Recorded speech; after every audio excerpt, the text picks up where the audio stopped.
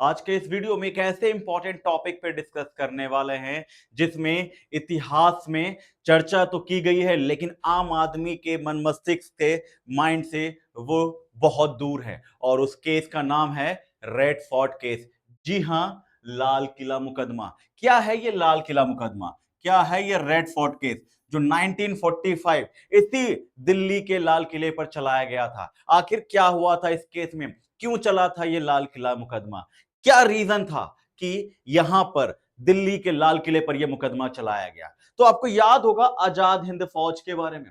आजाद हिंद फौज के जब उन्होंने आत्मसमर्पण कर दिया था तो तीन लोग, सरदार गुरबख्श सिंह, प्रेम सहगल और शहनवाज खां, इन तीन लोगों के ऊपर जो कार्रवाई की गई थी, इनका कोर्ट मार्शल किया गया था और इनके ऊपर जो कार्रवाई की गई थी इसी दिल्ली के लाल किले पर की गई थी। और इसी दिल्ली के लाल किले पर जब इन पर मुकदमा चलाया गया था, जिसे आम बोलचाल में रेड फोर्ट केस और लाल किला मुकदमा कहा जाता है, तब इनके बचाव पक्ष के लिए इनके अधिवक्ता भूला भाई देसाई आए थे।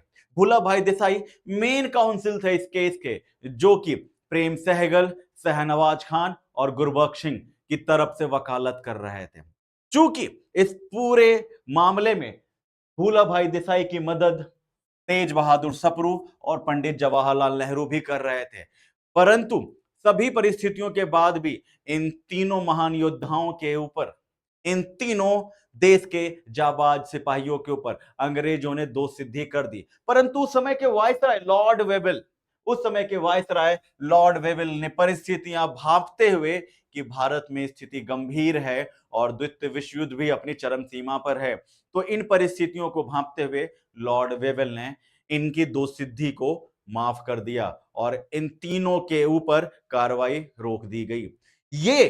ये भारतीय इतिहास में एक ऐसा मुकदमा रहा है जिसे खुले रूप से दिल्ली के लाल किले पर चलाया गया था, इसीलिए इसका जो नाम रखा गया है लाल किला मुकदमा रखा गया है, रेड फोर्ट केस रखा गया। 1945 का यह केस बड़ा इंपॉर्टेंट है।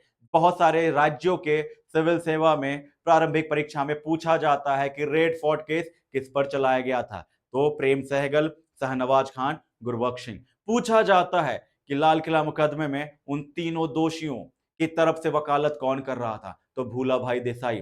तो भूला भाई देसाई के मदद के लिए अतिरिक्त में कौन अधिवक्ता थे जो उनकी तरफ से शामिल हुए थे? तेज बहादुर सप्रू और पंडित जवाहरलाल नेहरू।